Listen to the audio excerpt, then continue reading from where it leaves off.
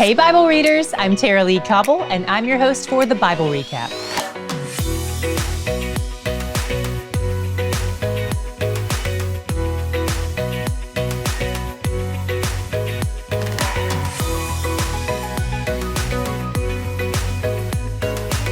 Today we dug back into the wisdom of Solomon, and as usual, he covers a lot of ground, so I'm just going to touch on a few things that stood out to me or things that have the potential to be confusing. Chapter 25 encourages us not to be presumptuous in relationships with others, and it covers a variety of relationships. First, we shouldn't elevate our level of importance with others. Wisdom helps us stay low. And in the same way that wisdom doesn't esteem itself, wisdom also doesn't degrade others or their motives when it doesn't know the whole story. That requires humility too, and patience. Verses 9 through 10 encourage us in wise behavior when we have a problem with someone else. The passage reminds us that we should talk about our problems with the person we have the problem with, not everyone else. That requires humility and patience too. And verse 15 tells us what great power the humble, patient tongue can wield. It says, "With patience, a ruler may be persuaded, and a soft tongue will break a bone." Patience and humility have a more powerful impact than being forceful and arrogant. Much of the rest of the proverb offers wisdom on self-control and how that ties into humility. It urges self-control in everything from how much we eat in verse 16 to how often we visit our neighbor in verse 17. The general theme is that too much of a good thing is a bad thing. Self-control also guides us in seemingly minor areas of life, like what words we say to a grieving person or how we treat our enemies. In verse 24, we have a proverb that's similar to two others we've read before. It says, "It is better to live in a corner of the housetop than in a house shared with a quarrelsome wife." The other verses we read said that it's better to live in the desert or that this woman is like a constant dripping. Solomon had a lot of wives, so he probably had his fair share or his unfair share of quarrelsome wives. He knows of which he speaks.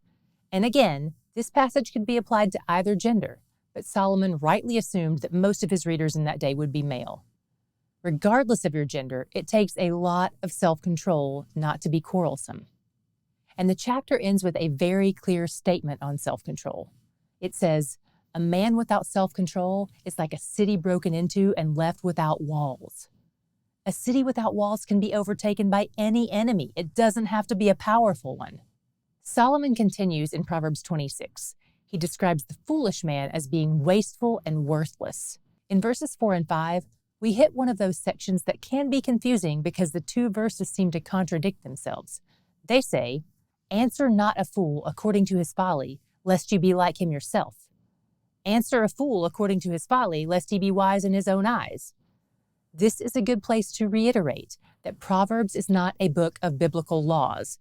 It's a book of general principles for wise living. Some situations call for one type of wisdom and some for another type of wisdom. We should take them both together because they complement each other.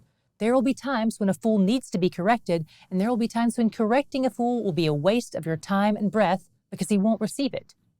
We have to have discernment to know which situation applies.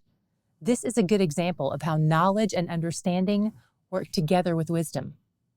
The foolish man, on the other hand, may speak words of wisdom, but if you watch their lives, they never grow or change accordingly. They don't retain lessons. They make the same mistakes repeatedly, but they're not humble enough to care. Verse 12 says, "Do you see a man who is wise in his own eyes? There is more hope for a fool than for him." This verse is basically saying, arrogance is worse than stupidity. As the chapter wraps up, Solomon reminds us again of the power and importance of our words. Gossip and slander, and even flattery, can be wicked. Verse 28 says, "A lying tongue hates its victim, and a flattering mouth works ruin." Yikes. Today, my God shot came from 25:2. It says, "It is the glory of God to conceal things, but the glory of kings to search things out." Sometimes God is more glorified in mystery than in revealing everything. And sometimes the only reason we seek answers is because we're proud or impatient or just don't want to have to trust God. The leaders among men are supposed to have all the answers, but the ultimate leader of all mankind is the only one who truly does. And sometimes he just isn't telling. This is definitely humbling to us, but it's glorifying to God. And anytime He conceals things from us, we can rest assured that it's ultimately in our best interest. He doesn't play hide and seek with anything we need to know to obey Him. He's not cruel. He's intentional with all those details and with His timing in revealing them to us. He knows what we need to know and when. And He's where the joy is. For today's weekly check-in, I want to ask you a question. What do you know about God and His character that you didn't know when we started on day one? Or what have you at least become more aware of? I hope He has surprised you somehow. Think about that today and thank Him for it.